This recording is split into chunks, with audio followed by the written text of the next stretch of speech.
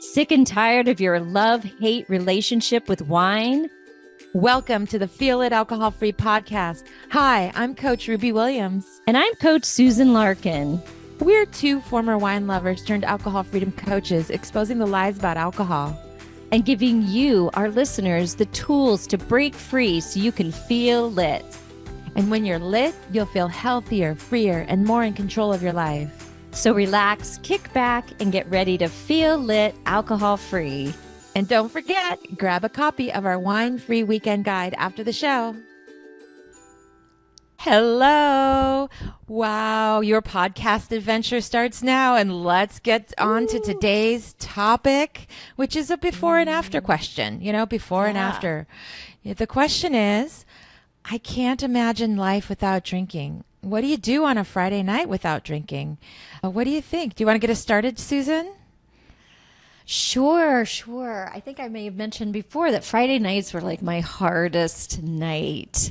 And I probably would have had that question could have come straight from my mouth. And I know I've heard it from a lot of my clients as well, where they're just like, I can't imagine, like, what do you do? And for me, Friday night looked like crawling to the finish line of the week. I couldn't wait to get home and either crack open a bottle of wine. And that was, before I even practically set my purse down, it was just like keys on the counter, wine in hand, pouring into the largest glass I could find because I was, and I would think about this even before the end of the day. You know what I mean? Like 3:00, I would start like, I can't wait till the end of the day. I can't wait to get home, and thinking about it, driving on the way home.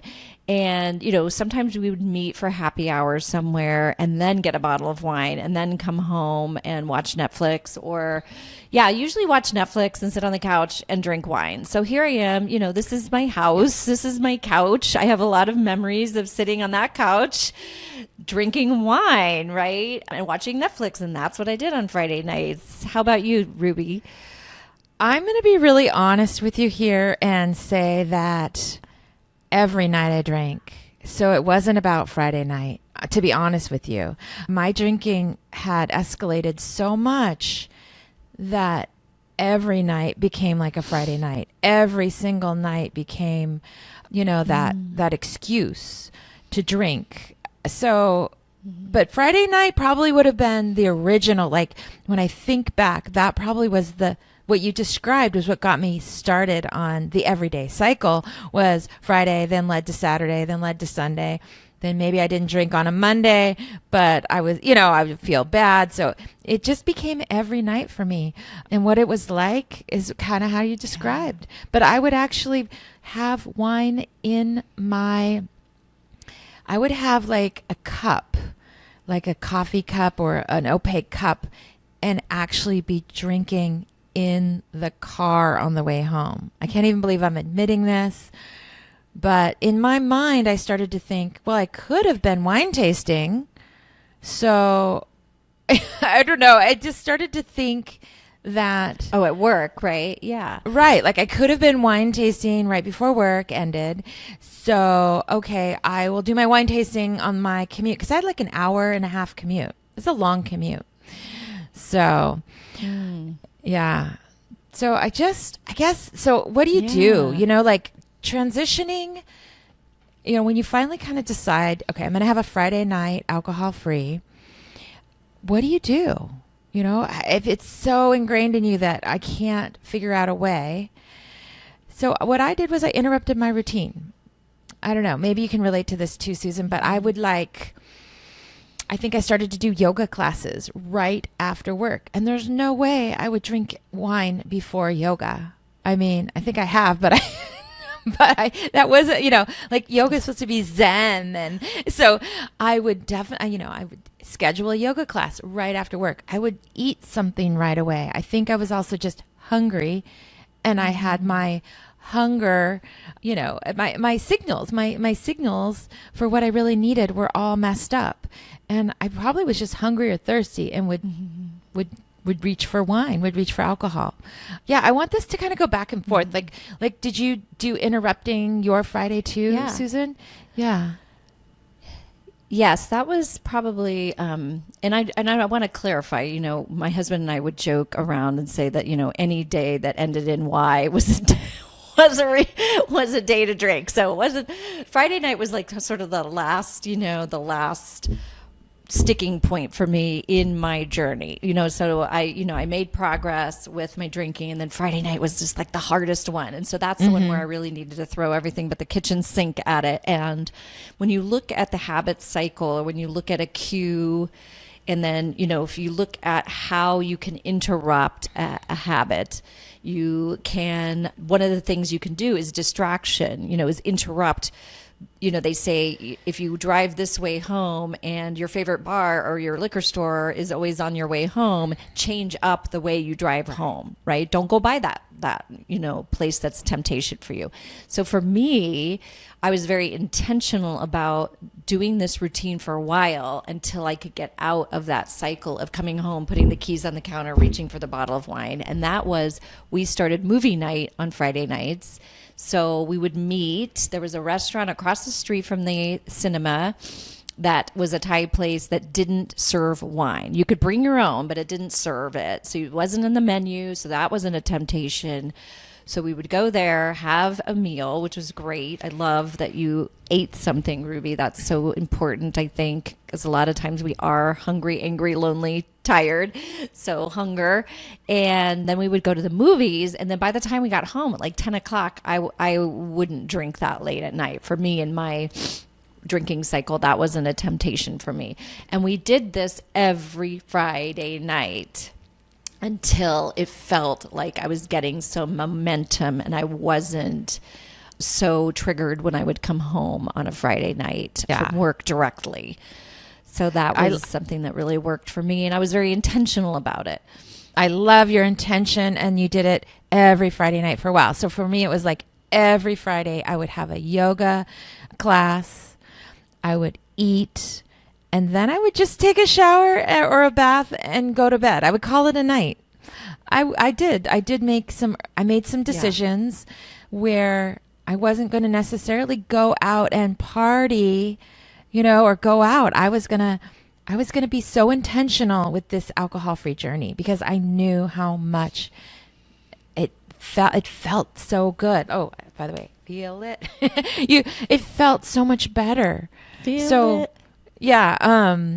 So what I mean to say is the interrupt your patterns, you have intention, whatever it is. Maybe it's going for a walk or eating, like we said, eating.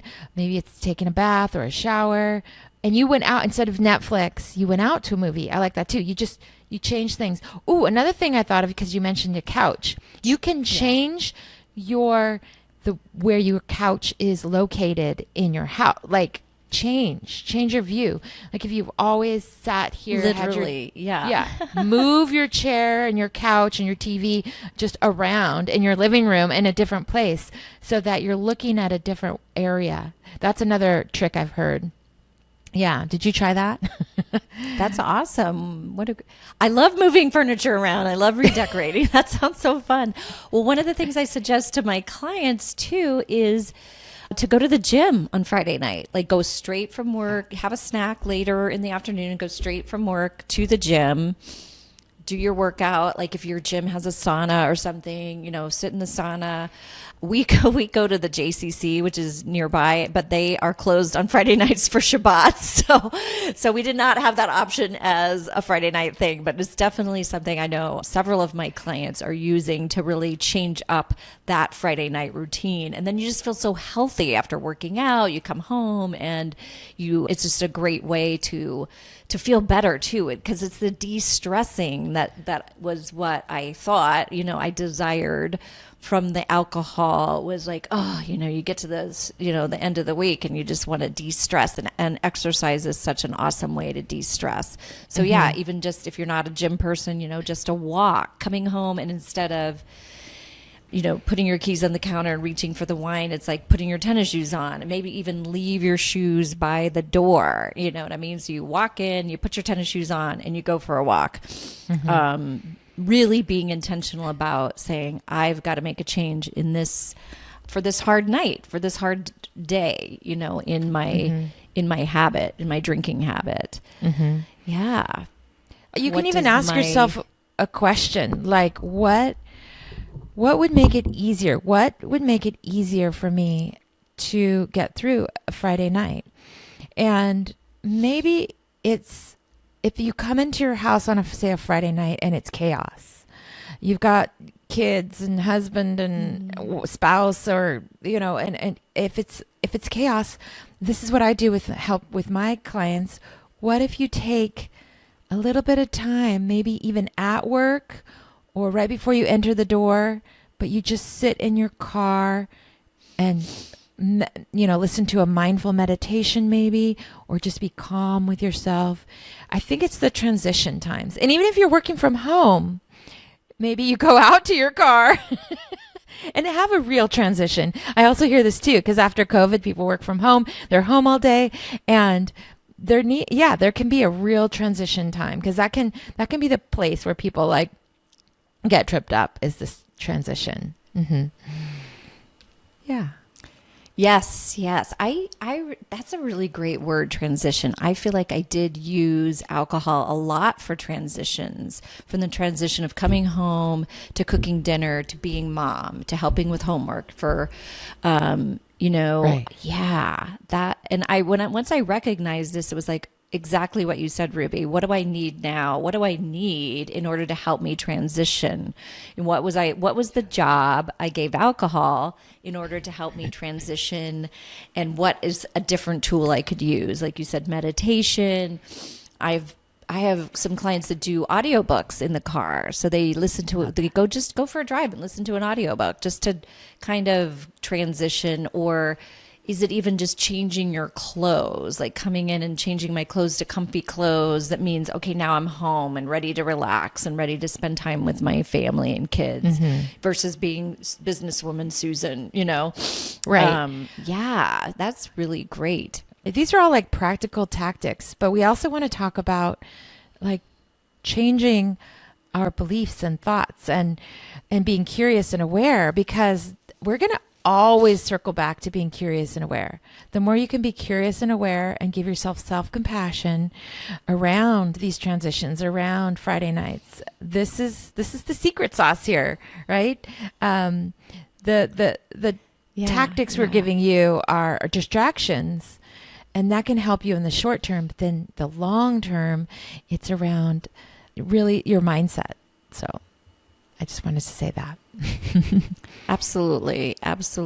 Yeah, because I even remember, gosh, a few months ago, coming out of the parking garage and being like, oh, and feeling like, wow. And I had the thought, this would have been a night I definitely would have gone home and drank. And I was just like, okay, what am I thinking that's creating these thoughts? This feeling. And it was kind of like, was this day, like, I don't know. And I started to question my thoughts. And it was like, was this day so bad that, like, why am I feeling this way? And I just had this thought, like, I don't have to feel this way. What are the thoughts I'm thinking that are making me feel this way? Is that really true? Not really. The day wasn't that bad, but it was almost like a habit of having that feeling at the end of the day, like, Right. wow, this week really sucked, man. You know what I mean? That was almost a habit of having that thought, because having that thought led to having that drink. And sometimes we think the same thoughts over and over again. That drink was seen by my mind, by my brain and my subconscious as a reward. And it said, ooh, when Susan thinks, wow, this week really sucked, I'm just crawling to the finish line, that means ding, ding, ding, we get a drink. So I had to change the way I was even thinking. And when I really looked at it, I was like, no, this day wasn't that bad. Why am I even feeling down? I don't. And I put I put some music on and just started singing and I started feeling better. And I was like, well, there you go. There The you truth go. was We I have, wasn't really feeling that bad. It was almost, yeah, it was a automatic negative thought that was a habit. Yeah. yes. And we continue to have these old stories, these old thoughts. And once we're aware of them and just ask that question, I love that question you asked. Is it really true? Is it really true that this day at work was the most horrible or something? But all the things we've gone through, you did it already. You've already figured out ways. We're just finding out new ways to live life, feel life, right? Feel our lives. We want to have the thoughts and the feelings that all resonate with how we want to be in our lives, how we want to move through the world, right? And not just reach for that drink, that wine at the end of the day, at the end of our week. Mm-hmm. Yeah. Yeah. Yeah. So now Friday night, actually, it's so interesting that I was working so hard and going out. It's like now on Friday nights, I do not want to go out. My husband will go, do you want to go to the movies? I'm like, no, I need to decompress. I love my cozy, and maybe it's because it's winter and cold. We're coming out of winter now, but it has been cold. I don't want to go anywhere, even though Friday nights Friday became a work from home day for me. I just wanted to hunker down and go back. It's funny. It's like full circle. I've gone back to, we watch Netflix, or we usually watch something funny. We make sure it's pretty light. Like we just started watching Schitt's Creek again. I think we've seen it like 3 times, but I'm like, I love that show. This episode. And they're so funny. We just want something funny and light and fun on a Friday night. Go to bed early. And we always get sushi. So that's the new thing. We do get takeout. My husband goes out and gets it, brings it home. So we have sushi and Netflix, no alcohol. Sometimes I would have mocktails, sometimes just sparkling water, And it's so funny how it's like I do sit on the same in the same place on the same couch. The way our living room is, or family room, there really is no other place to put the couch. But there goes my water. But it's okay. Like now, drinking isn't part of that routine, and yeah. So basically, I do the same thing I did when I was drinking. That's hilarious, Susan. And I feel amazing about it. That's hilarious. And it's okay. It's okay. I guess where I had gotten where I had gotten to was that socializing. It was kind of the opposite was happening, right? Friday nights used to be about maybe happy hour, meeting friends, wanting to, celebrate the end of the work week. But as my drinking got, more and more heavier drinking every day, I ended up not going out, right? It was just the Netflix TV alone drinking. And then now the opposites happen for me. This is so funny. We're kind of, well, that's what we're also different. But now on a Friday night, I can do whatever I want. That's the point. Like I can meet my friends, which I wasn't, or I can have a time alone, but I'd mostly do is probably get my shoes on on a Friday night and walk my dog. Like I love to do that, be outside as much as possible. But let me just paint you a picture. It's the freedom to do whatever I want instead of being like enslaved to alcohol. That's what it felt like. Alcohol had control over me. I have this freedom to do a yoga class if I want, stay home and take a bath and snuggle and watch, my dog, or go for a walk, or do meditation. Or sometimes I go to the grocery store on a Friday night at like 10 p.m. and do all my grocery shopping when no one's there. Well, except for all the people. I look in the baskets and they're all getting their alcohol, which is so interesting to me because I never used to go out and grocery shop in the evenings. So it's just whatever I want to do. I have total freedom, which is amazing. So I want to paint that picture for you that you don't have to have control. Alcohol doesn't have to have control over you. Yeah. So is this the point where so much where I ask you about what you're doing to feel lit? Should we transition to that? What do you think? Sure. I always feel like you have really good ones. And I'm like, this one, I'm going to go back to the gym, which I talked about at the beginning, where I think strength training for me has been a big part of my transition to an alcohol-free lifestyle. And what's really interesting is it has been a part of my life since 2011. I started going to this gym in Connecticut called Tough Girl, and it's all about women, strong women, and it's about being strong, not just being skinny. And in fact, we never talk about being thin. We just talk about being strong. There's no mirrors. She talks about lifting and lifting heavy for women. And interestingly enough, back when I even was exploring my drinking in 2011, 2013, 14, and then this whole journey, I have always worked out. I didn't, and I would work out even with a hangover on Saturday mornings and feel so guilty about it. And so I can just see now in my workouts how much further I am able to go in my fitness level with eliminating alcohol, which is amazing. But it's just that idea of being strong in my body and strong in my mind. Strength training for women, I think, is amazing at any age, but especially, in our 50s. I think it's so helpful. And I don't know if people know, like you worry that it's going to bulk you up, lifting heavy, but it really doesn't. Like if I were holding a weight in the front and squatting, I could probably hold maybe 40 pounds, right? That's probably the most I could hold. So I started doing the strength focused workouts in this place at this gym.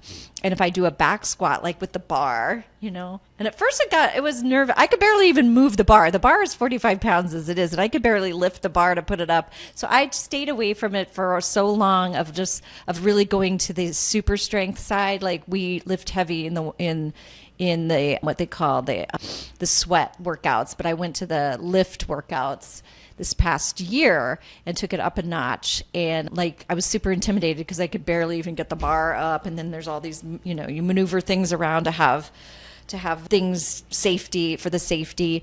But anyway, so I'm up to being able to back squat, which is the bar on your back, 100 pounds, which is so much. Like when I just have the 40 pounds on my back, which is what I could squat if I was holding it in the front, it feels so light. And I've gotten up to 100 pounds, and I feel like my legs are so much stronger. And then when I go for walks, like around the block, I'm just feeling like, oh my gosh, my legs are just so much stronger. And that's how I want to feel in my body and my mind, is strong, right? So I just suggest, it's a fun thing. I think anybody can do it. And I kind of love it now. I love it even more than cardio. I used to be like a cardio maniac. And now I'm like, oh, just give me weights over cardio any day. So yeah, well, that is what I do to feel it. Go ahead. That's amazing. I just want to chime in. And since I knew this was the topic today, so I did a little research, and there's so many benefits for strength training for women over 40. Bone health, increased muscle mass, improved posture. Mm-hmm. You increase your bone density, you lose weight, you have better mental health, increased metabolism, better sleep. It increases your energy. It can prevent you from injury. And bonus, you look younger. You just look younger and feel better. So I need to do this. I am not doing this. So thank you. I'm so glad that we are mentioning this today, because to feel lit, it's doing the things that make you sweat and make you feel good and give you energy, right? So I'm going to do this. Maybe I'll even join a gym. We'll see. Yeah, well, this is a boutique gym. This isn't a big gym where you're there and tons of people around you men will come up to me and give me advice, little lady. I'm like, no, this is a different space, and I love that about it. And yeah, finding a good trainer, I think, especially if you're going to lift weights, is really important for the safety, for sure. But did you also know, here's a great fact, that you burn more calories from weightlifting than you do from cardio, because you burn for 24 hours after. Yeah. And you're only burning calories when you're doing cardio for the amount of time that you're doing cardio. So yeah. Wow. Muscle burns more calories than, so muscle mass. Yeah. Increasing your muscle mass. And but the younger thing I like. Yeah. And if we're over 40 or over 50, it's just something that I know I'm gonna add it, Susan. And and we just met recently, and you're so fit. So you look really fit. So I'm inspired. Oh, thank you. Yeah. Oh, good. All right. Yay. So Well, I'm excited for you. I know this episode was so much fun. Again, like getting through Friday night, it's a thing, and we're here to support you. And I hope you really got something from this, and we'd love to hear from you. So join our Facebook community. That's where we're going to be, at least Susan or I, like almost every other day. We're going to be in there, and you can ask questions. That's a great place to ask us questions there. And maybe we'll even mention your name and when we ask the question. So, and we're going to start to have guests soon. If you want, yeah. Yeah. All right. Yes. Great. Yes. What I'd love is to hear your before and after Friday nights, or some of the tactics you're using for your Friday nights too. Let's crowdsource and share ideas. We've shared a lot of ideas here too, but you guys have so much wisdom, so we'd love for you to share it with us. Yes. In Well, our community. Yay. do something So today we'll to feel see you lit. next time. See you next time. Thanks so much for listening to Feel Lit Alcohol Free Podcast. Do you have a question you'd like us to answer on the show?